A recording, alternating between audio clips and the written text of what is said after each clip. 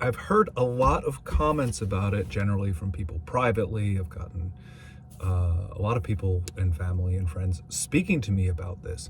And I know that it seems really strange maybe to make comments about somebody else's life and family, but a friend of mine put it to me kind of like this. He said, you know what, I've watched a bunch of these and I watch them for like a minute and then I stop because I start thinking about my own family and I start like looking into some stuff about my own family and that's really interesting.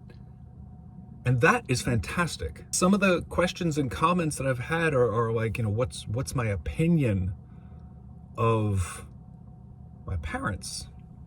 A few years ago, it might have been different. My father and I had sort of a contentious relationship or distant relationship or something. And my mother was a difficult person to get close to. To be fair, that was kind of the truth for both of them. And there's the pat line that we often hear about families that, you know, they were doing the best that they could with what they knew. And but I'm trying to figure out, well, what did they know? This process has kind of given me a completely different view of my parents' young life in a way I've just never considered.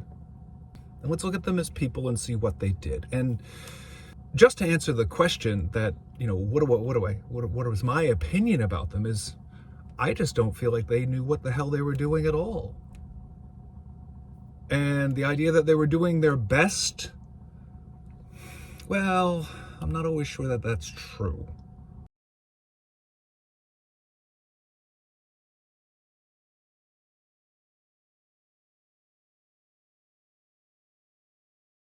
The 1950s were a huge point of growth in my family as, you know, white people, as people coming out of, you know, the military and coming out of, you know, jobs that could pay like a decent wage and have some prospects.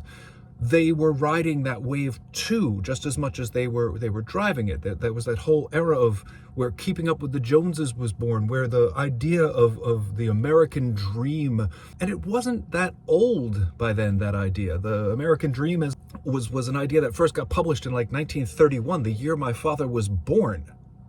There were a lot of children and a lot of money and a lot of growth in specific areas for specific people. There were racial policies that were put in place that informed who could live where.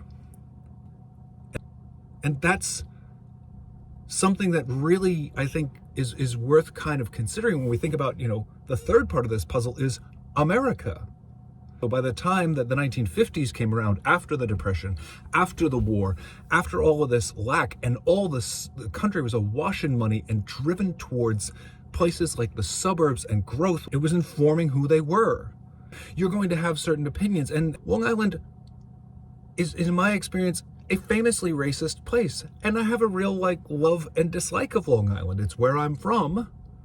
But at the same time, there's certain mentalities there that persist. And the thing is they were built and there were decisions that were made. There's towns that were, you know, 90% white or more in 1950. And there's next to a town that was 90% black in 1950, and those numbers really haven't moved since. I mentioned this because it informed so much of what my parents might have seen and thought of the world. My mom was having a conversation with me and my wife. She mentioned sort of off the cuff how she always worried about feeling darker. Consider a lot of the ways that I would choose to describe my mother, the term darker wouldn't have come up. It's funny because I've talked to my mother on so many occasions in the years since my father's death.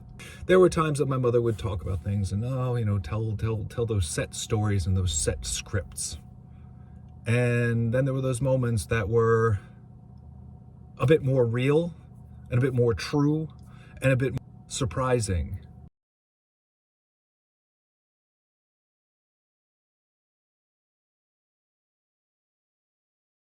My parents were never that way. They would not have talked about these things, nor would they have wanted them to be talked about. My father just wouldn't have brought it up. It would have come into some other story, some other thing. If I asked my father, like, hey, how do you feel about your dad dying when you're 12? I would have not even imagined that that would be a thing that I could ask my dad. I would have never expected a response to it.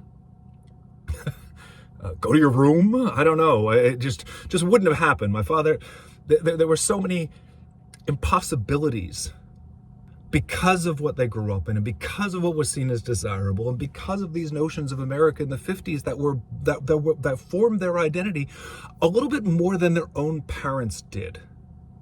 It's not such a crazy notion when you think about how unstable so much of my parents' lives were before that.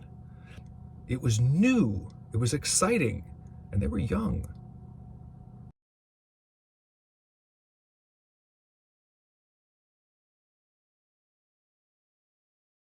Television just blew up that decade. That keeping up with the Joneses, if they had it, you've got to get it, and so on and so forth. And my parents were doing that. They did. They had the house, great wallpaper. They did some really cool little parties. My father had some really cool cars. He had great suits. At the same time, that could easily be demonstrated by the simple fact that televisions, there were so many suddenly. It was boggling to think about this explosion of that media, and the only parallel that we probably have today is the cell phone or something like that in our time, where at the beginning of 1950 there were something like 7,000 televisions that were publicly owned, and then by the end of the 1950s there were 50 million, a massive media presence pumping out identity, the way people should live, what's desirable, what a family looks like.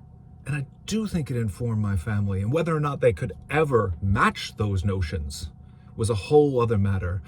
And I think that that's another really key part of it. I think that my parents were not happy. And I don't know if happy was even the point. But I don't think that notion, or what would be seen as like the way for them to live, would have been something that could have given them a satisfying life. Towards the end of the 50s, they start fitting that American dream notion, that suburban notion, and with it, all of those other ideas of American consumerism, of who should live where, and what is really right and correct. And these were values that went really deep for my family, and they were not questioned. My father, his questioning of them, wow, he just would have fucking hated that.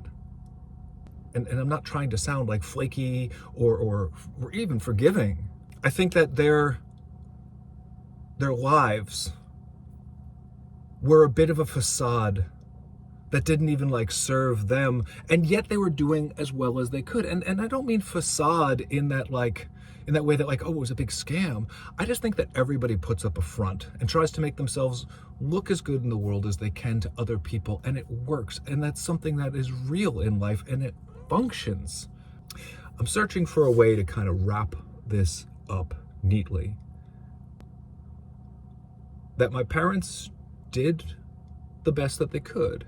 There were things that were just outside of their ability, outside of their imagination.